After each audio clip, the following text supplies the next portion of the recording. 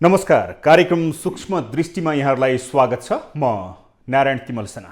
Para दर्शकहरू, 2074 साल असार 15 र 16 गते 2 दिन काठमाडौँमा बसेको नेपाल भारत प्रबुद्ध समूह इपिजी को अन्तिम बैठकले साझा प्रतिवेदन तयार पार्यो। 2074 मा तयार पारिएको प्रतिवेदन अहिले न भारतले लिएको छ न नेपालले लिएको छ। दुवै पक्षका प्रधानमन्त्रीहरूले यसलाई बुझ्न मानिरहेका छैनन्, आनाकानी गरिरहेका छैनन्। इपिजी को प्रबुद्ध समूह नेपालतर्फको संयोजकले केही समय अगाडि पत्रकार सम्मेलन गरेर यदि प्रधानमन्त्रीहरूले यो इपिजी प्रतिवेदन बुझेनन् भने हामी सार्वजनिक गरिदिनेछौँ भनेर भनिरहेको अवस्था छ। समग्रमा इपिजी प्रतिवेदन कसरी तयार भएको छ, इपिजीमा के कुराहरू समाविष्ट गरिएको छ, नेपाल भारत बीच भनिएको असमान सन्धि 1950 को असमान सन्धिको विषयमा यसमा के कुरा उल्लेख गरिएको छ र भारतले यो प्रतिवेदन लिन आनाकानी गरेको छ र नेपाल कहाँनिर चुकेको छ, यो विषय र सँगसँगै एमसिसी पास भइसकेपछि नेपालमा अमेरिकी व्यक्तिहरूको भ्रमण बाक्लिनुलाई कसरी लिन सकिन्छ र सँगसँगै एमसिसी पास भइसकेपछि विशेष गरेर स्टेट पार्टनरशिप प्रोग्राम एसपीपी भनेर अर्को प्रोग्राम $50 करोड को प्रोग्राम अमेरिकाले अनुदान स्वरूप दिने भनेर लिएर आएको अवस्था छ। यो प्रोग्राम के को लागि हो र किन गरिँदैछ र सँगसँगै अब हुन लागेको प्रधानमन्त्री शेरबहादुर देउवाको अमेरिका भ्रमणलाई लिएर अलिकता चर्चा गर्नेछु। मसँग हुनुहुन्छ पूर्व राजदूत परराष्ट्रविद प्रद्युम्न विक्रम शाह। स्वागत छ सर। नमस्कार। आरामै हुनुहुन्छ? ठिकठाक छ। म पहिला हाम्रो प्रत्यक्ष सरोकारको विषय, विगत लामो समयदेखिको हामी पेलिएका छौँ, हेपिएका छौँ भन्ने विषय 1950 को सन्धि पुनरावलोकनको लागि भन्दै इपिजी गठन गरियो। इपिजीले प्रतिवेदन तयार गर्यो, तर प्रतिवेदन दुवै देशका प्रधानमन्त्रीले लिन मानेनन् भनेर अस्ति केही समय अगाडि यहाँका संयोजकले गरेको प्रेस मिटलाई लिएर म तपाईसँग कुरा गर्न चाहे। सुरुमा यो इपिजी प्रतिवेदन किन रोकिराखेको पाउनुहुन्छ तपाईँ?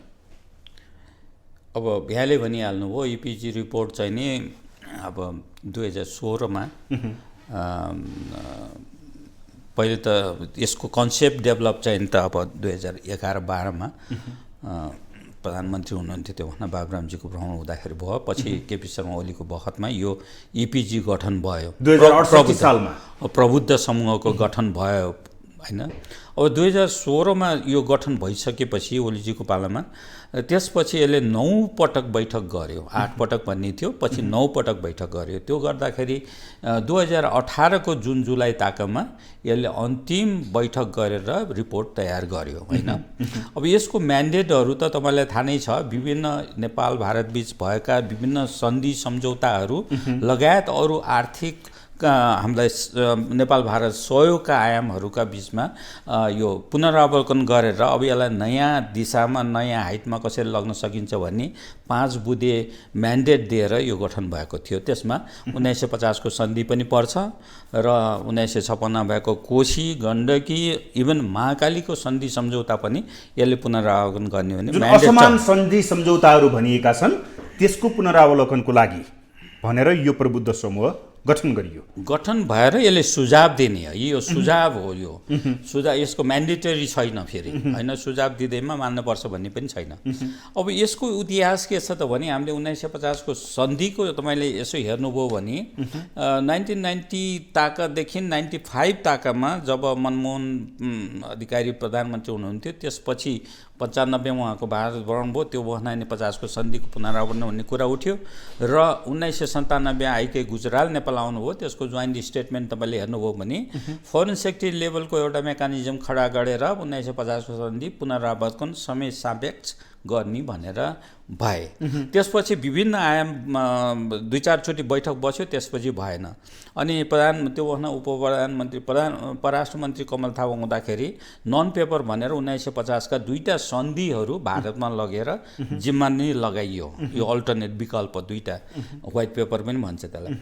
त्यसो गर्दाखेरि पनि 50 को सन्धिको खास प्रगति हुन नसकिएपछि यो ब्युरोक्रेटिक लेभलमा भएन भनेर एउटा इन्डिपेन्डेन्ट ग्रुप खडा गरौँ भनेर इन्डिपेन्डेन्ट ग्रुप खडा भएर यो प्रबुद्ध समूह खडा भएको हो। अब यसले चाहिँ नि के भयो त भने हामीले यो ब्युरोक्रेटिक लेभलको मेकानिजमले काम गर्न नसक्यो। यो तपाईँले फेरि भन्यौ यो कालापानीको लागि पनि परराष्ट्र सचिव लेभलको मेकानिजम छ, त्यो पनि काम गर्दैन सुस्ता र कालापानीमा। त्यसकारण यसलाई अरू राजनैतिक लेभल बा प्रबुद्ध समूह एउटा इन्डिपेन्डेन्ट ग्रुप गरौँ भनेर गरे। यो नयाँ नेपाल भारत सम्बन्धमा एउटा नयाँ रिसेटिङ भन्थेँ मैले के एउटा नयाँ श्रृङ्खला सुरु भयो भनेर भन्थेँ। तर अब यो रिपोर्टै नबुझेपछि रिपोर्ट बुझाउनलाई अब वैशाख ताका मलाई ठ्याक्क याद भएन, मोदीजी धेरैचोटि 4 चोटि आउनुभयो, त्यसपछि 2 चोटि अहिले लुम्बिनी भ्रमण गर्दा 5-6 चोटि नेपाल आइसक्नुभयो उहाँको दोस्रो कार्यकालमा। अब बिम्स्टेकको समिट हुँदाखेरि रिपोर्ट तयार भएको 1 महिना भएको थियो। त्यो जुन जुलाईमा तयार भयो 1918 को। अनि अगस्तको 31 तारिकमा नेपालमा बिम्स्टेकको 4थो सम्मेलन भाउँदाखेरि मोदीजी नेपालमै हुनुहुन्थ्यो।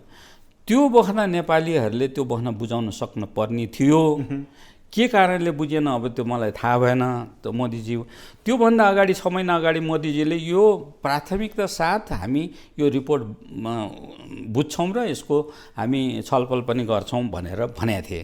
तर यो 3-4 महिनाको अन्तरकालमा के डेभलपमेन्ट भयो अब मैले त हामीले एउटा इन्टेलेक्चुअल ग्रुपको इन्डियाको एउटा सिङ्गापुरमा एउटा मेकानिजम छ, त्यसमा चाहिँ राकेश सुदहरूले के भने एमसिसीलाई कुरौँ, एमसिसी कसरी पास हुन्छ अनि मात्र यो एपिजी रिपोर्ट लिउँ भनेर त्यस्तो किसिमको विचार पनि त्यहाँ विमर्श भयो भन्ने सुनेको छु है। त्यसकारण अब त्यो कारणले हो होइन मलाई थाहा भएन। तर मैले एउटा भनेपछि एमसिसी र इपिजीको केही सम्बन्ध छ यसमा? त्यसको सम्बन्ध कसरी हुनसक्छ भने यो जसरी न्यायको कुरा गर्दाखेरि न्यायालयको निर्णय गरेको कुराहरूको नजिर बन्छ, त्यस्तै यो अन्तर्राष्ट्रिय सन्धि सम्झौताहरूको पनि नजिर हुन्छ। यो हुबहु लागू भयो भने अर्को किन हुबहु लागू नहुने होइन भन्ने कुराहरू आउन सक्छ। 1950 को सन्धि हुबहु लागू भएको छैन, तपाईँलाई थाहा नै छ है। नेपालीहरूलाई चाहिँ इक्वल ट्रिटमेन्ट भन्ने छ।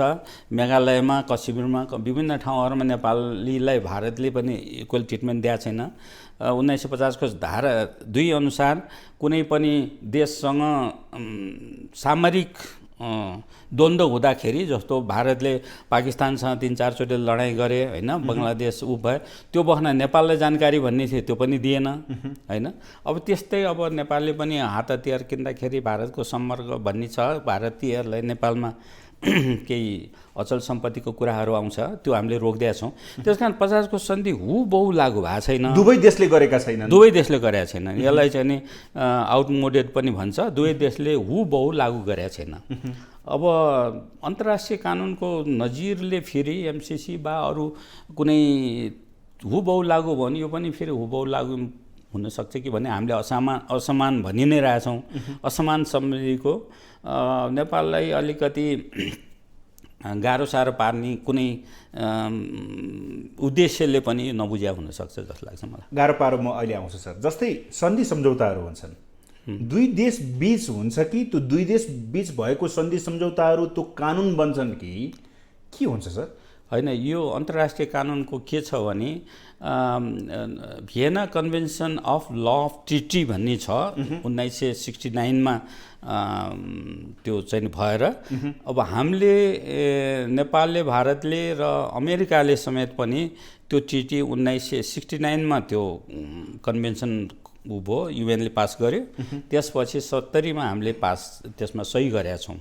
सही गर्दाखेरि भारतको त मलाई थाहा छैन, नेपालको चाहिँ नि प्रद्युम्न लाल राजभण्डारी भन्ने हुनुहुन्थ्यो, उहाँले सही गर्नुभएको छ भने एडम कार भन्ने अमेरिकनले सही गर्नुभएको छ त्यो है। त्यसकारण यो सन्धि सम्झौता ल अफ द ट्रिटी भन्नेमा सही गरिसकेपछि दुई स्टेट वा पार्टिज बिचका भएका सन्धि सम्झौता र त्यो ऱ्याटिफाई भएको छ भने इन्टरनेसनल कोर्ट अफ जस्टिसको जुडिडिक्सन क्षेत्राधिकारभित्र पर्छ भन्ने उल्लेख छ। अब एउटा कुरा ऱ्याटिफाइडको कुरा गर्नुभयो नि, एमसिसी संसदबाट पास भयो, असमान सन्धि छ भनेर यसका बुदाहरूमा पनि संसदले पास गरेको अवस्था छ।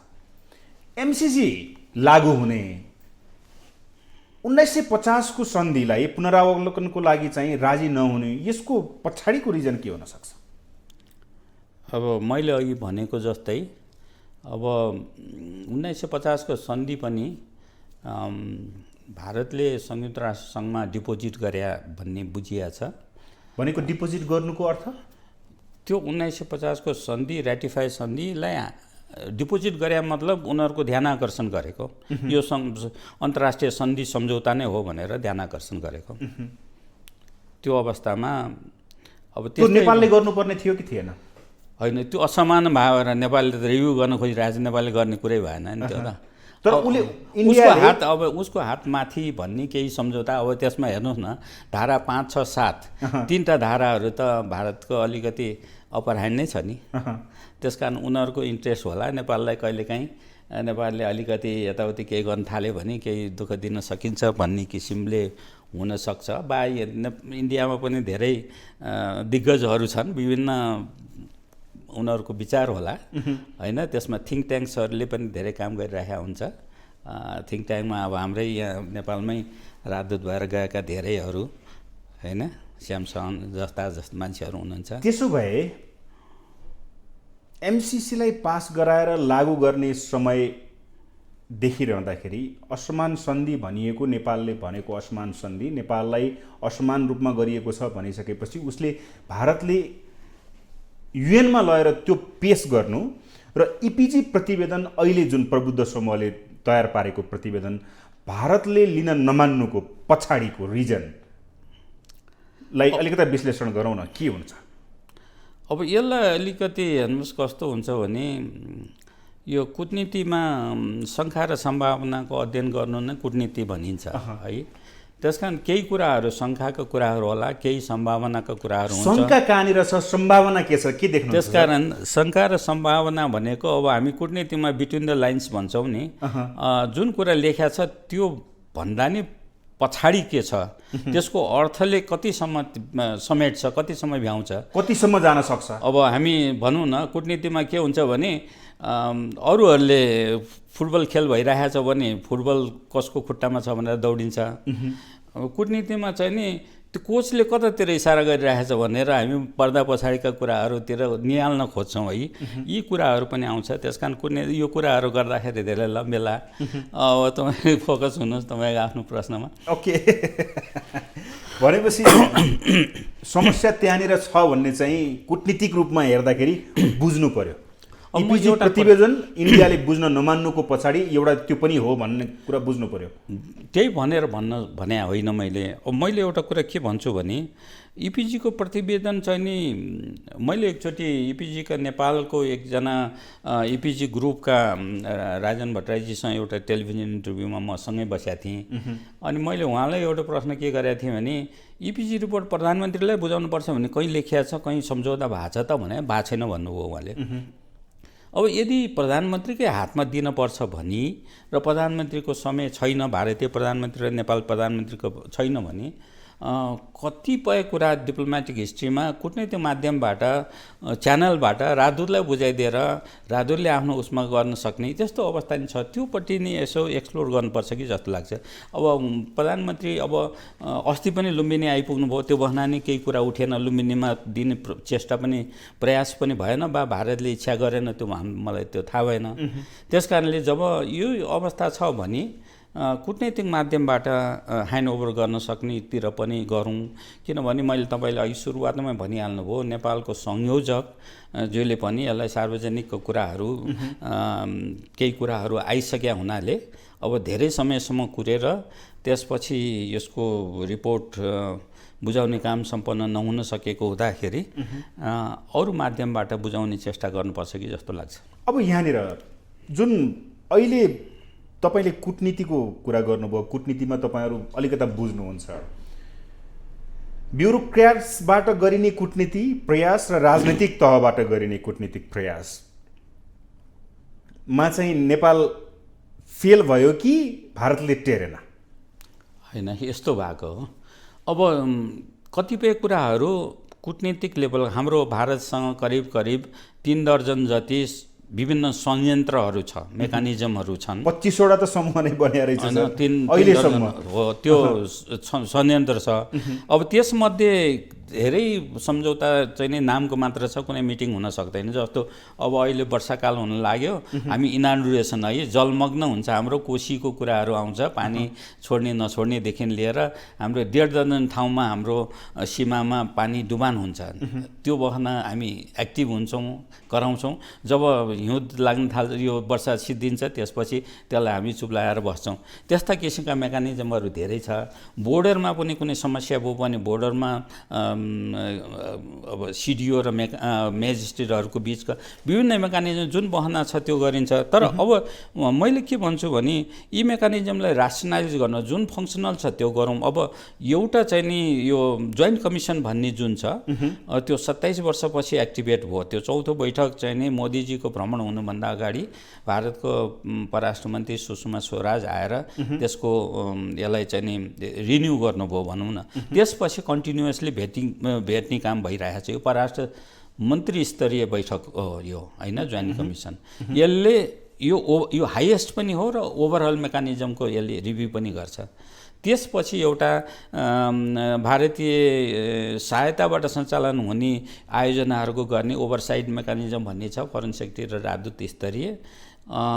अब यो फरेन सेक्रेटरी लेभलको मेकानिजम जुन तपाईँले भनिराख्नु भएको छ, 50 को सन्धि रिभ्यू गर्नलाई, कालापानी र सुस्ताको रिभ्यू गर्न, यो दुईटा भेट्दैन मेकानिजम नाम मात्र छ, हुँदैन। यो ब्युरोक्रेटिक लेभल काम हुँदैन। अब म एउटा तपाईँको प्रश्नको लास्टको क्वेसन के गर्छु भने अब कालापानी र सुस्ता चाहिँ नि जटिल प्रकृतिको भइसक्यो, होइन।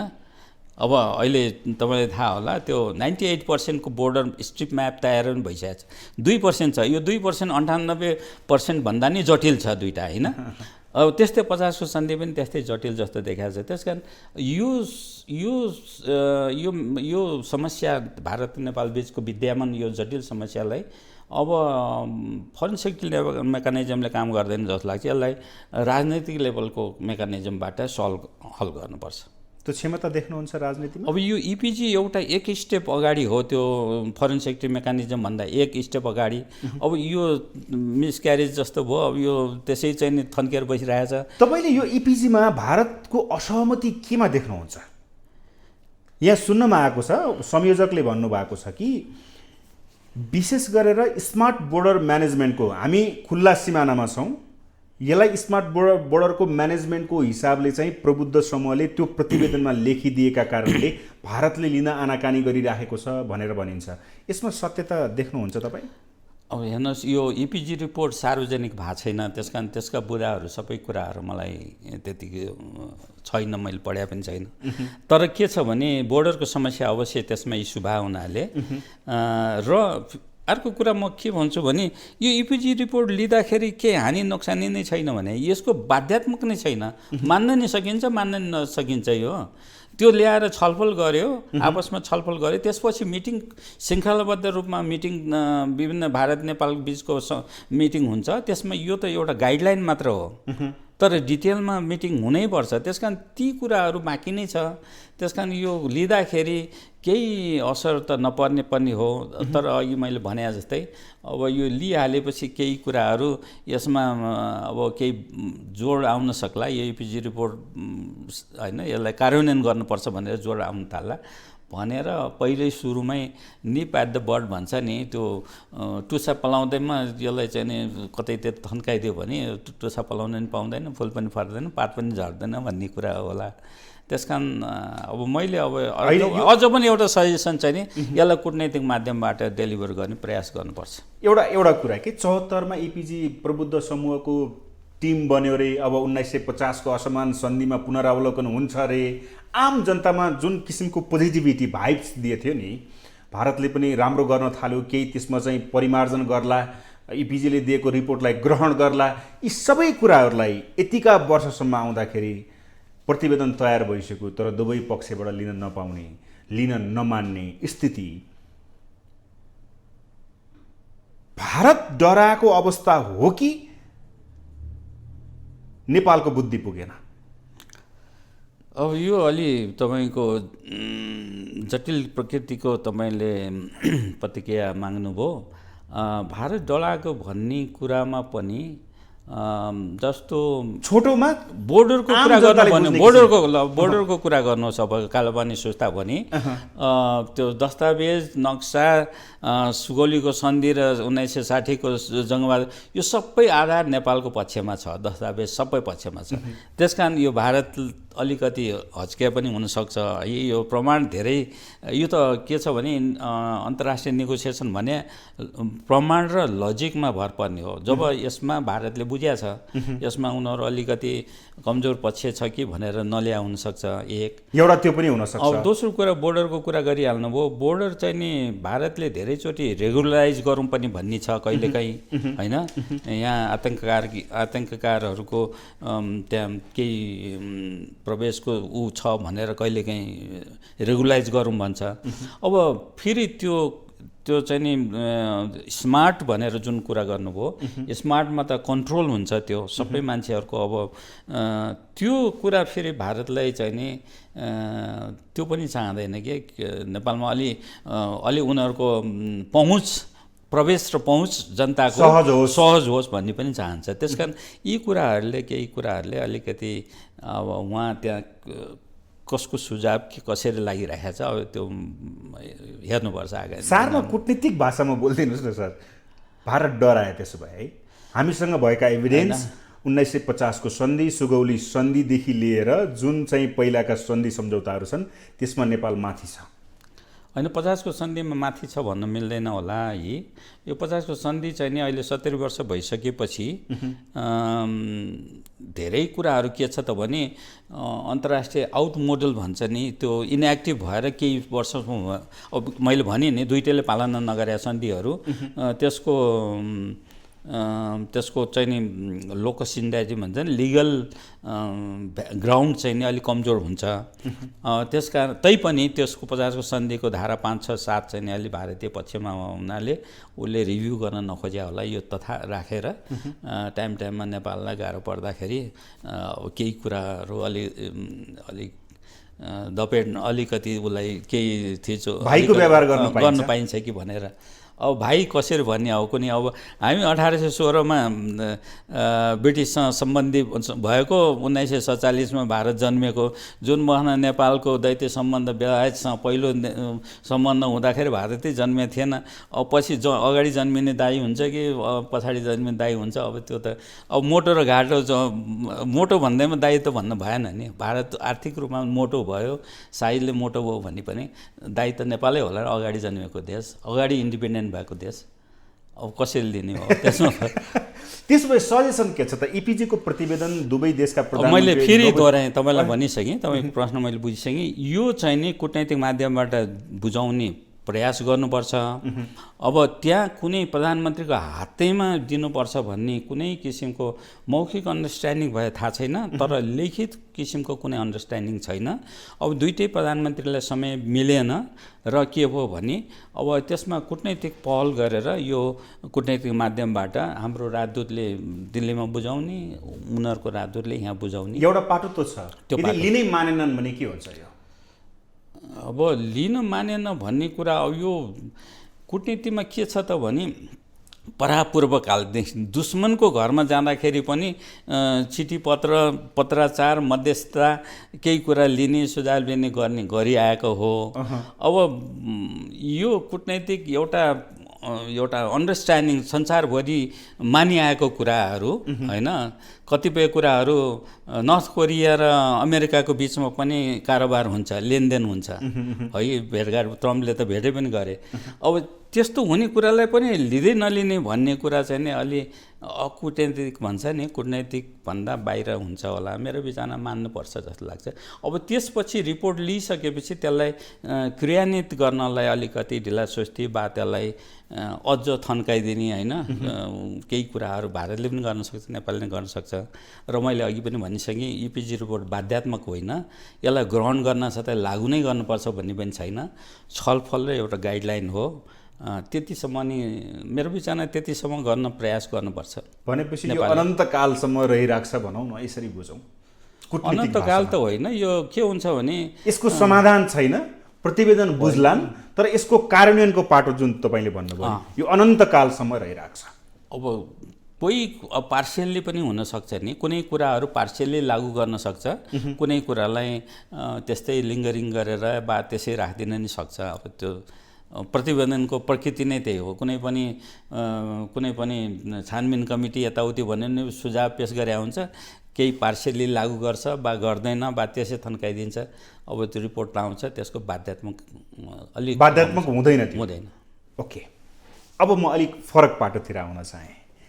इपिजीको विषयमा त तपाईँले अघि एउटा सङ्केत गर्नुभयो कि भारत केही डराएको हुनसक्छ। डराएकै भनेको छैन है मैले, डराएको हुनसक्छ, सम्भावना देखिन्छ। कालापानी सुस्तामा चाहिँ नि नेपालको प्रमाण बलियो छ, दस्तावेज पनि छ। सुगौलीको सन्धि र 1860 को सन्धि दुईटै मात्र बोर्डर सन्धि हो। त्यो पछि कुनै पनि बोर्डर सन्धि नेपाल र भारत बीचमा भएको छैन। नक्सा भारतले विभिन्न प्रकाशित गर्यो, त्यो आफ्नो एकतर्फी प्रकाशित गरेको केही महत्त्व हुँदैन। हामीले पनि गऱ्यौँ, चुच्चे नक्सा ल्यायौँ, यो पनि भएन। तर छिनोफानो त गर्नुपर्छ। दुईटै देशले मानेको नक्सा र मानेको सन्धि सम्झौता मात्र भ्यालिड हुन्छ। त्यसकारण त्यो हेर्दाखेरि नेपालकै हात माथि छ। यो एमसिसी 56 अर्ब रुपियाँ आयो भनेर भनियो, पास पनि भयो संसदबाट, व्याख्यात्मक टिप्पणी सहितको पास पनि भयो। सर, म कहाँनिर फोकस गर्दैछु भने फेरि अर्को एउटा स्टेट पार्टनरसिप प्रोग्राम एसपिपी भनेर अमेरिकाले अनुदान स्वरूप $50 करोड भनेर चाहिँ चुङ्ग्याएको अवस्था छ। यही बिचमा प्रधानमन्त्री शेरबहादुर देउवा अमेरिकाको भ्रमणमा जाँदै हुनुहुन्छ। संसदमा विरोध भइराखेको छ। सत्ता गठबन्धन दलहरूले नै प्रधानमन्त्रीको यो भ्रमणलाई रोक्नुपर्छ भनेको, प्रतिपक्षले रोक्नुपर्छ भनेको, यसलाई कसरी बुझौँ सर? यो कूटनीतिक भाषा अथवा तपाईँ परराष्ट्रविद हुनुहुन्छ, यो अहिले जुन विवाद निस्किराखेको छ र एसपिपीको कुरा आइराखेको छ, यसलाई कसरी बुझौँ? अमेरिकाले के गर्न खोजिरहेछ नेपालमा? अब एमसिसी पारित भयो होइन, त्यो भइसकेपछि अलिकति अमेरिकन उच्च स्तरको व्यक्तित्वहरूको बाक्लो भ्रमण त यो सुरुवातमा भनियो, त्यो त देखिने गरेर भइ नै रहेछ। अब नेपाल चाहिँ नि विश्वका शक्ति राष्ट्रहरूको स्ट्राटेजिक पोजिसनमा भए हुनाले चासो एक किसिमले वात्तै बढेको भन्ने त हामीले महसुस पनि गरेका छौँ होइन। त्यसमा भारत आज रिजनल पावर पहिलेदेखिको नेपालप्रतिको एउटा एम्बिट अफ इन्फ्लुएन्समा पार्ने उनीहरूको छ भने चीन पनि एउटा शक्ति राष्ट्र रूपमा विकसित भइराखेर हाम्रो छिमेकी राष्ट्रले चीनले पनि नेपालमा केही इन्ट्रेस्ट राखेको अवस्था छ। इन्ट्रेस्ट भन्दा नि उनीहरूको पनि इन्ट्रेस्ट हुन्छ नेपालमा भएको गतिविधिले। उनीहरूको तिब्बतलाई केही गाह्रो पर्ला होइन, यताउति भनेर उनीहरूले चासो राख्न पाउँछ, राखिराखेको छ भने अमेरिकाको पनि इन्डो पेसिफिकमा आइसकेपछि नेपाल चाहिँ नि दुई शक्ति राष्ट्र रिजनल पावर, जुनियर पावर भनौँ न, भारतको बिचमा बसेको नेपालको चाहिँ नि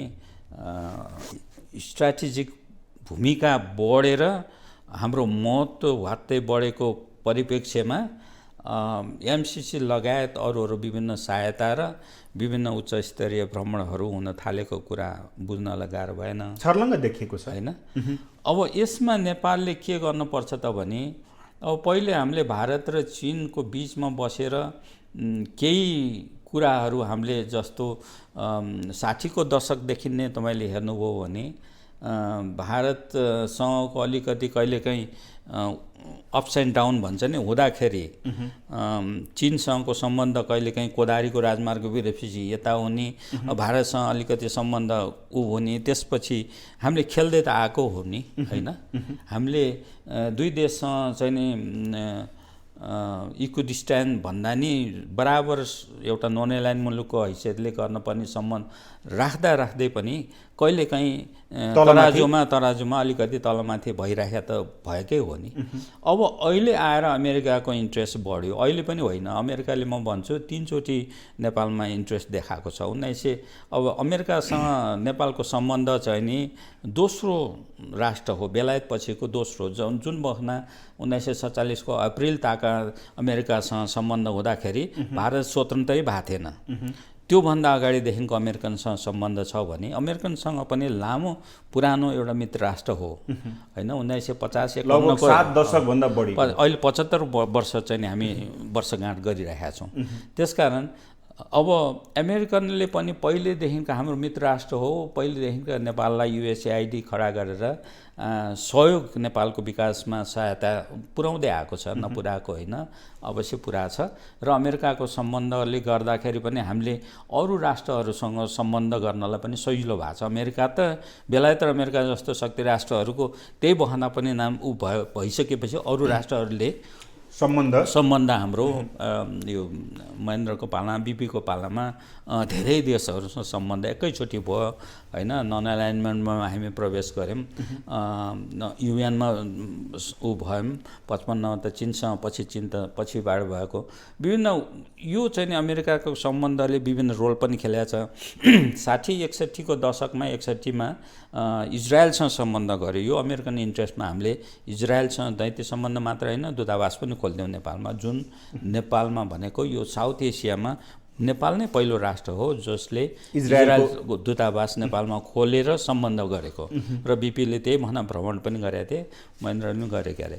त्यसकारण त्यो बेलादेखि गरेको जुन बहना अब भारतसँग इजरायलको सम्बन्ध 1993 ताका भएको, धेरै पछि भएको।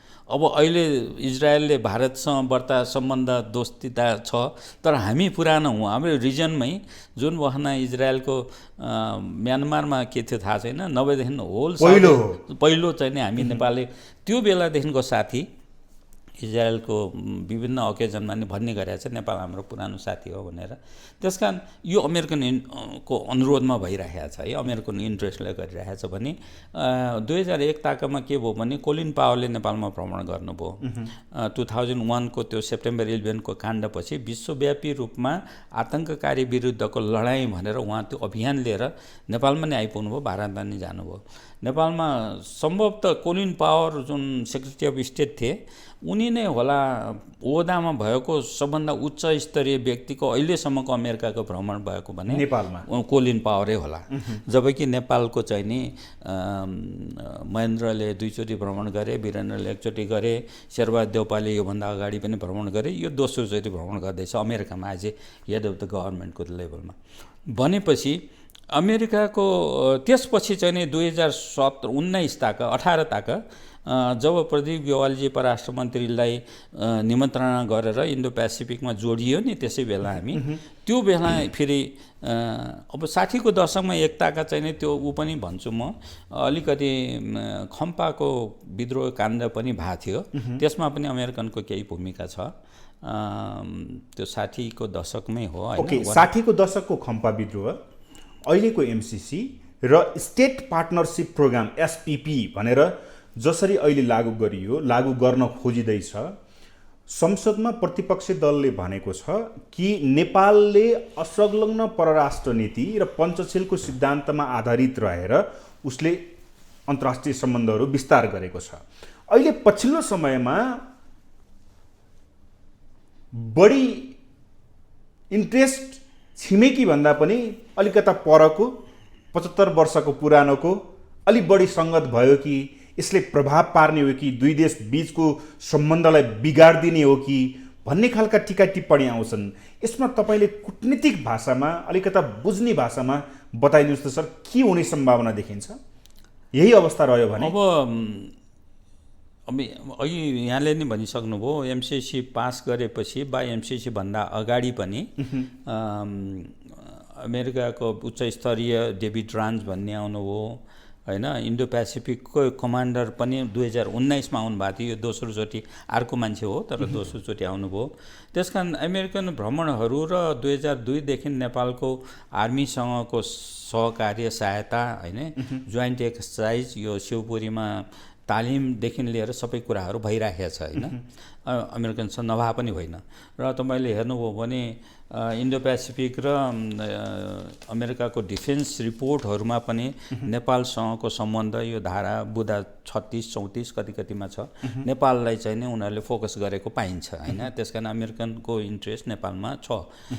अब यो तपाईँले एसपिपीको कुरा गर्नुभयो। एसपिपी चाहिँ नि यसको 10 बुँदा जति छ क्यारे। अब यो चाहिँ नि 6-7 वर्षदेखि यो कुरामा आइराखेको थियो। यो चाहिँ नि मिलिट्रीसँग सम्बन्धित सम्झौता हो यो, नेपाल आर्मीसँग सम्बन्धित। अब यसमा जोइन्ट एक्सर्साइजहरूका कुराहरू, अब यहाँनिर तालिमका कुराहरू होला के होला। युएस आर्मी पेसिफिक कमान्डर तपाईँले भन्नुभयो कि चार्ल्स ए फ्लिन आउनुभयो। उहाँले चाहिँ छिटो हस्ताक्षर गर्न भनेर एसपिपीमा जुन 60 करोड डलरको जुन प्रोजेक्ट छ यो प्रोजेक्टमा गर्ने भनेर भन्नुभयो। अब इन्डो पेसिफिक रणनीति अन्तर्गतको कार्यक्रम हो कि भन्ने आशंका राजनीतिक वृत्त र कूटनीतिक वृत्तमा छाएको अवस्था छ। तपाईँलाई के लाग्छ, यो त्यो स्ट्राटेजी अन्तर्गत आएको प्रोग्राम हो अथवा के हो यो? अब अहिले मैले त्यो ठ्याक्कै भन्नलाई गाह्रो हुन्छ है। अब यहाँलाई के भन्छु भने अब यो अहिले जति सदनमा कुराहरू उठ्या छ उहाँको भ्रमणको ताकामा यो सही गराउनलाई अमेरिका पक्षबाट यो मात्र होइन, 6-7 वर्षदेखि पहिले हाम्रो रक्षा मन्त्री मिनेन रिजाल हुँदाखेरि पनि एक किसिमको सहमति, एकतिर सहमति हुने एकतिर सहमति नहुने यो कुराहरू भइ नै रहेको छ। अब यो एमसिसी भन्दा नि अगाडिको कुरा हो है, यो एमसिसी पास भन्दा नि अगाडि कुराहरू।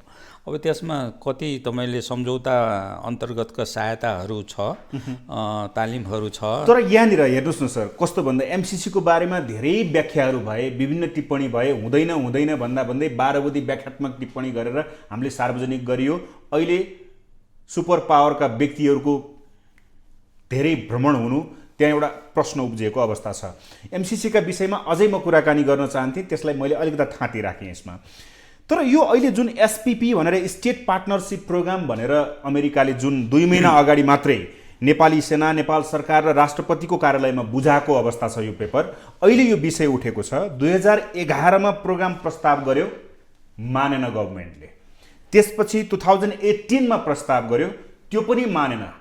त्यसलाई मोडिफाई गरेर अहिले यो सरकारका पालामा यो बुझाएको अवस्था छ, प्रोग्राम बुझाएको अवस्था छ। यहाँ यो प्रोग्राममा 10वटा बुँदा अन्तर्गतको मैले 2-4वटा कुरा मात्रै टिप्न चाहेँ सर। अघि तपाईँले रिलेसनको कुरा गर्नुभएको थियो, मैले अघि असंलग्न परराष्ट्र नीतिको कुरा गरेँ। नेपाली सेनाको आतंकवाद विरोधी सुराकी क्षमताको विकास गर्नको लागि, उच्च भूभागमा संयुक्त प्रशिक्षण अभ्यास गर्नका लागि, फेलोशिपका लागि, अन्तर सञ्जाल योग्यताको अभ्यासका लागि, नेपाली सेनाको माग बमोजिम हलुका तथा गैर घातक सैन्य सामग्री सहयोग गर्नका लागि र साइबर सुरक्षा प्रशिक्षण तथा उपकरण सहयोग गर्नका लागि भनेर यो प्रोग्राममा कुराहरू राखिएको छ। यसले छिमेकीको सम्बन्ध र अमेरिकाको सम्बन्धलाई मिडमा बसेर हेर्दाखेरि नेपालले कसरी अगाडि बढ्न पर्छ जस्तो लाग्छ? अब यो मैले सम्झौताको विस्तृत 10 बुँदी छ भन्ने थाहा छ। केही कुराहरू यहाँले भनेको कुराहरू मैले सञ्चारको माध्यमबाट सुनेको गरे मात्र हो, मैले खास पढे पनि छैन। तर तथापि एउटा के छ त भने हामीले यो भुल्नुहुन्न कि हामी हाम्रो छिमेकको को छन् होइन। अब कुनै अर्को शक्ति राष्ट्र आउँदाखेरि छिमेकहरूको सम्बन्धमा के कति असर पर्छ। हामी असंलग्न राष्ट्र हौँ। हामीले चिनेकै कुरा गर्दाखेरि पनि हामीले एक चाइना पोलिसी वा हाम्रो भूमि कुनै पनि मित्र राष्ट्रको विरुद्धमा प्रयोग गर्न नदिने भन्ने पञ्चशील लगायत असंलग्नता संयुक्त राष्ट्रसङ्घको सिद्धान्त, हाम्रो परराष्ट्र नीति, भौगोलिक अवस्था, यी सबै कुरालाई विचार गरेर मात्र केही कुराहरू निर्णय गर्दाखेरि गर्नुपर्छ जस्तो लाग्छ। अब यी कुराहरू जुन तपाईँले भन्नुभयो सदनमा विभिन्न कुराहरू आइराखेका छ भने परराष्ट्र नीति र सुरक्षा नीति भने कुनै पार्टी विशेषको हुँदैन, यो देशको नीति हो। त्यसकारण यो सबै गर्दाखेरि सर्वदलीय सबै दलहरूको राय लिएर मात्र यस्तो गर्नुपर्छ र हामीले यसलाई सूक्ष्म, यो तपाईँको प्रोग्रामै सूक्ष्म दृष्टि हो, यसलाई हरेक कुराहरूमा सूक्ष्म अध्ययन गरेर यसको के कति रिपरकसनहरू, त्यसले भोलि के कति कुराहरू निम्ताउन सक्ने के छ, हामीलाई फाइदा हुने के छ, प्रस एन्ड कन भन्छ नि, फाइदा बेफाइदा, त्यो चाहिँ नि हामीले फाइदा जति लिने, बेफाइदा जति नअँगाल्ने, त्यसलाई हटाउने किसिमबाट गर्नुपर्छ। यो एसपिपी नलिने पनि त पायो नि होइन नेपाल सरकारले? त्यो त पाए, मैले भने नि यो सबै सर्वदलीय र हाम्रो छिमेक नीतिहरूलाई पनि अध्ययन गरेर, चाहे भारतसँग होस् चाहे चीनसँग पनि, अमेरिकासँग यो सहायता लिँदाखेरि अन्य त्यसको असर पर्छ कि त्यसको कहाँ कति के कति असर पर्छ भन्ने कुरा सबै किसिमबाट विज्ञबाट नै अध्ययन गराउने र सर्वदलीय, मैले भनिरहेको छु, सबै दलहरूको रायबाट र हाम्रो परराष्ट्र नीति सुरक्षा नीति को भित्र बसेर, परिधिभित्र बसेर सबै मित्र राष्ट्रहरूसँग हाम्रो कुनै पनि सम्बन्ध नबिग्रिने किसिमबाट होइन, चाहे हामीले भारतसँग गरेको सम्झौता सन्धि सहायताबाट चीनलाई सकेसम्म असर नपर्ने, चीनलाई गरेको कुराले अमेरिकालाई नपर्ने, वा अमेरिकामा गरेको भारत र चीन कुनैलाई पनि असर नगर्ने गरेर त्यस्ता किसिमको हामीले बाटो पहिलाएर त्यसमा हाम्रो दूरदर्शिता चाहिन्छ। करिस्मेटिक भनेको त्यही हो। यो कुरा दक्षता हामीले देखाउनु प्रस्तुत गर्नैपर्छ। नभएदेखि यो होडबाजीमा यताउति गर्दाखेरि भोलि अनेकौँ कुराहरू, अनेकौँ द्वन्द्व लगायत अनेकौँ कुराहरू, समस्याहरू निम्ताउन सक्छ। त्यसकारण यसलाई दूरदृष्टि अवश्य आर्मीले पनि विभिन्न कोणबाट अध्ययनै गरे होला, सबै किसिमबाट अध्ययन गरेर मात्र गर्नुपर्छ। यो सबैलाई ग्राह्य हुनुपर्छ, सब नेपालीलाई ग्राह्य हुनुपर्छ। सहायता लिनुपर्छ तर सबैलाई, कसैलाई लक्षित नहुने किसिमबाट लिनुपर्छ जस्तो लाग्छ। ओपन देखिँदैन नि सर, जति पनि सन्धि सम्झौताहरू हुन्छन् ओपन देखिँदैन। अहिले एमसिसीको विषय आयो, त्यत्रो विवाद भयो, अन्ततः पास भयो। अहिले यो एसपिपीको प्रोग्राम आएको छ, यो प्रोग्राम पनि त्यसकारण पनि प्रधानमन्त्रीको यो अमेरिका भ्रमणलाई रोक्नुपर्छ भनेर आवाज उठेको भन्नेमा आउँछ। तपाईँ कूटनीतिक हिसाबले हेर्दाखेरि त्यो सम्भावना देख्नुहुन्छ? होइन, सम्बन्ध त मैले भने नि, अब 75औँ वर्ष भइसक्यो। सम्बन्ध हामीले सबै राष्ट्रहरूसँग सम्बन्ध हामीले कायम गर्नुपर्छ। सम्बन्ध राख्दाखेरि भ्रमणमा जाँदैमा कुनै बिग्रिने पनि होइन, नजाँदैमा नबिग्रिने पनि होइन। त्यसकारण यसलाई चाहिँ नि सबै किसिमबाट गर्नुपर्छ।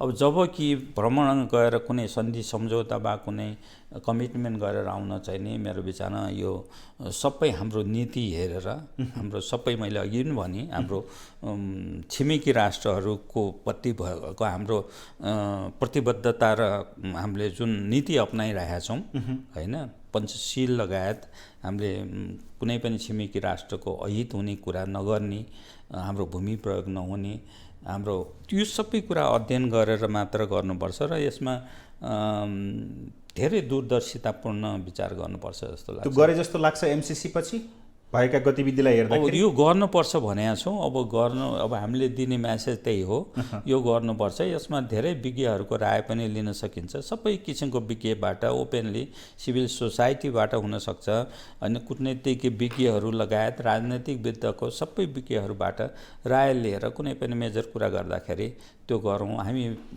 के हतारमा गर्ने अनि फुर्सदमा पस्ताउने कामको चाहिँ नगरौँ भन्ने। एमसिसीको त्यसलाई कार्यान्वयनमा लैजाने परिपाटी सँगसँगै प्रत्येक महिना जसो सर नेपालमा अमेरिकन विशिष्ट व्यक्तिहरू भ्रमणमा हुनुहुन्छ। कोही तिब्बती शरणार्थीमा गएर भेट गर्नुहुन्छ डाइरेक्ट आएर। त्यो कूटनीति मर्यादा विपरीत अथवा त्यो स्वीकृति विपरीत गर्न थालियो भन्ने पनि चर्चा आउँछ। तपाईँले के बुझ्नु भएको छ सर? यो कस्तो भने कसैलाई आक्षेप पनि नहोस्, कसैलाई केही पनि नहोस्, तर कूटनीतिक हिसाबले हेर्दाखेरि यो सही क्रिया भइराखेको छ देशमा कि भएको छैन? अब यो फेरि तपाईँको अर्को महत्त्वपूर्ण प्रश्न पनि हो। अब यस्तो अघि मैले भने नेपालले अपनाइरहेको परराष्ट्र नीति छिमेकी राष्ट्रहरूप्रति गरेका सन्धि सम्झौता र प्रतिबद्धता संयुक्त राष्ट्रसङ्घको नेपालको विदेश नीतिमा आधारित भएपछि नेपालको भूमिमा आइसकेपछि कुनै अरू मित्र राष्ट्रलाई को चासो वा उनीहरूको इन्ट्रेस्टको हित विरुद्ध हुने काम गर्नुहुन्न भन्ने त अब त्यो छ। अब यो यहाँले पोइन्ट गरिहाल्नुभयो। अब तिब्बतीय शरणार्थीमा भ्रमण गरेको कुरा चाहिँ नि अब उहाँ अफिसियल भिजिटमा आउनुभएको हो कि होइन, नेपाल सरकारले निमन्त्रणा गरे हो कि होइन, एक्सेप्ट गरे हो कि होइन, अब त्यो कुरा मलाई थाहा छैन। तर चाहिँ नि नेपालमा आएर कुनै पनि मित्र राष्ट्र छिमेकी राष्ट्रको विरुद्धको भएको कुनै जत्था जङ समुदायहरूसँग गर्दाखेरि नेपालसँग स्वीकृति लिएर मात्र गर्नु पर्थ्यो कि जस्तो लाग्छ मलाई। लिएर गर्नु पर्थ्यो। तिक्तता बढ्ने सम्भावना हुन्छ नि त यसरी, होइन त कूटनीतिक रूपमा? अब त्यो चाहिँ नि बढ्ने त बढ्छ नि। अब यो एउटा के छ भने 60को दशकमा जुन मैले अघि खम्बाकाण्ड भने त्योभन्दा चिन त्यतिको बलियो थिएन। भारत पनि खास 60को दशक 62मा भारत र चिनको लडाइँ हुँदाखेरि भारत सानो अब 1 दशक भएको थियो स्वतन्त्र भएको, त्यति बलियो थिएनन् होइन भने अबको देश होइन नि। अब त भारत त्योभन्दा धेरै शक्ति भइसक्यो, 3-4 ट्रिलियन भइसक्यो। चिन त अब दोस्रो शक्ति राष्ट्र प्रथम शक्ति राष्ट्रको रूपमा प्रवेश गर्नलाई एउटा होइन जमर्को गरिराखेका देश पर्यो भने अबको पहिलेको जस्तो स्थिति हुँदैन। अहिले चाहिँ नि त्योभन्दा अलि सघन अलिकति धेरै विचार पुर्याउनुपर्छ। नभएदेखि चाहिँ नि अब हामीलाई लेसन लिनलाई धेरै टाढा देशहरू जान पर्दैन। युक्रेनमा नि भइरहेको छ, अफगानिस्तान देख्नुहोस्, यो सबै यी कुराहरू द्वन्द्वहरू को चाहिँ नि कुनै कुरा त्यसको सुरुवात केही होला भने त्यसलाई अभोइड गर्नलाई हाम्रो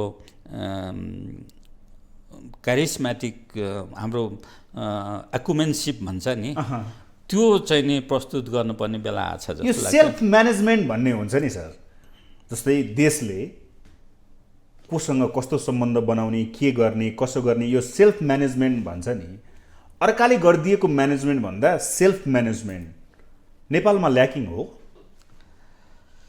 अब नेपालमा ल्याकिङ भन्ने होइन, हामी कहाँ पनि दूरदर्शितापूर्ण एकदम भिजुअलाइज गर्न सक्ने हामीले धेरै भोगी पनि सक्यौँ। अघिदेखि हामीले गरेपछि एउटा 50को सन्धि गरेर अहिलेसम्म पस्ताइरहेको छौँ। तपाईँले भन्नुभयो नि लङ टर्म नसोचिँदा कूटनीतिमा आशंका पनि हुन्छ, भोलिको लागि राम्रो कुराको पनि आशंका हुन्छ, नराम्रो कुराको पनि आशंका हुन्छ। भनिसकेपछि अहिलेका जुन गतिविधि एमसिसीदेखि लिएर एसपिपीदेखि लिएर अहिलेसम्मका सन्धि सम्झौता हाम्रो छिमेकी देशको रिलेसनको कुरालाई लिएर हेर्दाखेरि अब नेपालले कुन ठाउँमा टेकेर के गर्यो भने बेस्ट हुनसक्छ? नेपाल पनि बचोस्, जनता पनि बचौन्, छिमेकी पनि खुसी हुन्, त्यो स्थिति कसरी आउन सक्छ? के देख्नुहुन्छ? अन्तिममा सर मेरो प्रश्न, अन्त गइन। अब यो धेरै तपाईँले यो त सुरु नै भयो तपाईँको अहिलेको उसको, धेरै जटिल पनि छ, यति सहिलो पनि छैन। अब मैले भने नि भारतले एउटा इस्यु बेस्ड रिलेसन गरेको छ है। इस्यु बेस्ड रिलेसन भने एउटा इस्युमा तपाईँ र मेरो कुरा मिलेन भने पनि अरू इस्युमा चाहिँ नि हाम्रो परापूर्व कालदेखि हाम्रो सम्बन्ध घर परिवारमा दाजुभाइको कुरा एउटा कुरामा सानो मिलेन भने अरू सम्बन्ध त कायमै गर्नुपर्छ है। भारतसँग हाम्रो कालापानीमा हाम्रो विभेद भयो अरे हामी त्यसलाई थाँती राखेर अरू सम्बन्ध यो कल्चरल अनेकौँ सम्बन्धहरू छ, परापूर्व रोटीबेटी भन्छ। अब यसलाई कायम राखेर त्यो इस्युमा मात्र जानुपर्छ। भारतले त्यही नै गरेको छ। अब भारतले पनि केही कुराहरू अब भारतले नन एलाइन भन्दा पनि मल्टी एलाइन भइसक्यो। अहिले यसो हेर्दै जानु भने तपाईँले भारतले चीन अमेरिकासँग इङ्गेज भइराखेको छ रसियासँग रिएस्योरेन्स गरिरहेको छ, हात हतियार किनिरहेको छ, अब तेल पनि किन्न थालिरहेको छ अहिले भर्खरै है, थाहा छ। भने चाइनालाई म्यानेज गरिरहेको छ। चाइनासँग लद्दाखमा त्यत्रो बोर्डर समस्याहरू भए पनि चाइना र भारतको व्यापार अहिले कति छ थाहा छ? $114 बिलियन व्यापार भयो, जुन कुरा ऐतिहासिक हो, कहिले पनि 100 बिलियन नागेको थिएन। अब व्यापार त्यसरी भइरहेछ भारत चीन होइन, उनीहरू प्रड्युसर पनि हो, ऊ पनि हो। झन्डै आधा जनसङ्ख्या त भारत र चीनमै मात्र छ। जनसङ्ख्या नै हो नि, प्रड्युसर पनि त्यही हो, कन्ज्युमर पनि त्यही हो, अन्त कहीँ खोज्न जानु पर्दैन, ढोकैमै छ भनेर उनीहरू आर्थिक क्षेत्रमा सहकार्य पनि गरेका छ। 2019, 17-18मा त मोदी युएनमा के अरे वुहानको भ्रमण गरेर मोदी 6-7 राउन्ड चाहिँ बसे होइन, मलायापुरममा गएर चाहिँ सी जिनपिङ दाजुभाइ जस्ता नेपाल यस्तो विशाल भीमकायक देशहरूको बीचमा रहेको नेपाल, अर्को 75 सालको रिलेसन भएको अर्को देश अमेरिका, इतिहास त देखिएको छ, विगतका दिनहरू त देखिएको छ। तपाईँले भन्नुभयो युक्रेनको कुरा, त्यो पनि देखेका छौँ। त्यहाँबाट पार पाउनको लागि सेल्फ म्यानेजमेन्ट, करिस्मेटिक भन्नुभएको छ नि तपाईँले, करिज्मा टाइपको, अब के गर्यो भने नेपाल जोगिन्छ? यति मात्रै मेरो प्रश्न। अब हेर्नुहोस् है, अब मैले भने 3टा मुलुकहरूको चासो वात्तै बढेको छ देशमा है, नेपालमा शक्ति राष्ट्रहरूको चासो हामीले गत 1-2 वर्षभित्रमै बढ्या हो। नेपाल त सेन्टरै भएको अवस्था, यो अवस्था किन त भने हाम्रो भू राजनैतिक अवस्था महत्त्व पनि बढ्या हो, यसले महत्त्व पनि बढाएको छ, च्यालेन्ज पनि आछ, अपर्च्युनिटी पनि छ, च्यालेन्ज पनि छ। अब हामीले चाहिँ नि हाम्रा देशकै हितको लागि यी सबै कुराहरू गरेर एउटा देशको कस्टमा अर्को देशलाई नपारिकन सबैसँग सहायता लिने होइन, च्यालेन्जलाई थेग्ने, अपर्च्युनिटीबाट प्राप्त गर्ने। हाँसले धान र दुध दियो भने त्यो पानी र धान त्यो छानेर खाइदिन्छ अरे क्या, दुध मात्रै खान्छ, दुध मात्रै। त्यस कारण त्यस्तो हामीले त्यो किसिमको हामीले क्षमता हामीमा डेभलप गर्नु पर्यो। त्यसमा कूटनैतिक पनि आउँछ, राजनैतिक क्षमता पनि आउँछ। यो गरेर धेरै देशहरू पनि छ। अब मैले सानो देशहरूको के लिने, कूटनीति र राजनीतिको कुरा गर्नुभयो, यो सबै त्यसको जिम्मेवारी भनेको ब्युरोक्र्याट्स, पोलिटिसियन, यी दुईटाको जिम्मेवारी अहम छ नि अहिलेको परिवेशमा। भनेपछि के गर्नुपर्छ भन्नुहोस् त? के गर्यो भने चाहिँ जोगिने? तपाईँले राजहंसको कुरा गर्नुभएको छ, दुधको दुध पानीको पानी छुट्याएर जोगिन सक्ने परिवेश के कसरी निस्कन्छ? मैले यही भने अब इस्यु बेस रिलेसनमा जानुपर्छ। अब अमेरिकासँग हाम्रो कुनै सम्बन्ध ठिक छ भने, कुनै सम्बन्ध हामीलाई ठिक छैन भने पनि हामीले यो चाहिँ नि हामीलाई मिलेन, हाम्रो छिमेकी राष्ट्रहरूको हितमा भएन वा आफ्नै देश को लागि पनि हितमा, त्यो भन्न सक्नुपर्छ। भारतसँग पनि भन्न सक्नुपर्छ, चीनसँग नि सम्बन्ध भन्नुपर्छ। र यो भनेर हामीलाई फाइदा हुने कुराहरू मात्र लिनुपर्छ। च्यालेन्जलाई थेक्न त पर्यो, च्यालेन्ज त आइहाल्छ, त्यसलाई अपर्च्युनिटीलाई ट्याप गर्नु पर्यो। हामीले अपर्च्युनिटीलाई ट्याप गर्नलाई हामीमा त्यही त भने नि राजनैतिक सबै समूहबाट एउटा ओपन थिङ्क ट्याङ्क जस्तो गरेर एउटा चाहिँ हुन्छ नि, पार्लियामेन्टमा नि कुरा गऱ्यो भने सबै पार्टीहरूबाट ल यो गर्नुहुन्छ भनेको कुरा गर्ने, नगर्नु भन्दा केही विरोध आयो भने अब त्यसलाई चाहिँ नि कि बुझाउन सक्नु पर्यो कि चाहिँ नि त्यसलाई उनीहरूको कुरा पनि सुन्नुपर्छ। त्यो भने मतलब उत्तर दक्षिणका छिमेकीहरू पनि चिडाउनु भएन, उत्तर दक्षिणका छिमेकीलाई चिडाउनु भएन, टाढाको मित्रलाई पनि चिडाउनु भएन। अब एउटा कुरा म फेरि फ्याट्ट भनिदिन्छु। अब एउटा कहावत के छ भने, गाह्रो पर्दाखेरि टाढाको मित्रभन्दा नजिकको भूत भन्छ नि, भूत भने थाहा छ है, सहायता दिनमा सहयोग गर्नलाई आड भरोसा चाहिँ नजिकको भूत पनि हुन्छ भन्ने एउटा चाहिँ हाम्रो परापूर्वको काल हेर्दाखेरि हामीले नजिकको कुनै पनि मित्र राष्ट्रलाई चिडाउने काम चाहिँ गर्नुहुन्न। धेरै धेरै धन्यवाद छ सर। धन्यवाद। उहाँ हुनुहुन्थ्यो परराष्ट्रविद, पूर्व राजदूत प्रद्युम्न विक्रम शाह। हवस् त, आजको लागि कार्यक्रम सूक्ष्म दृष्टि यति नै। सम्पूर्ण टिमसहित मलाई पनि आज्ञा दिनुहोस्। नमस्ते।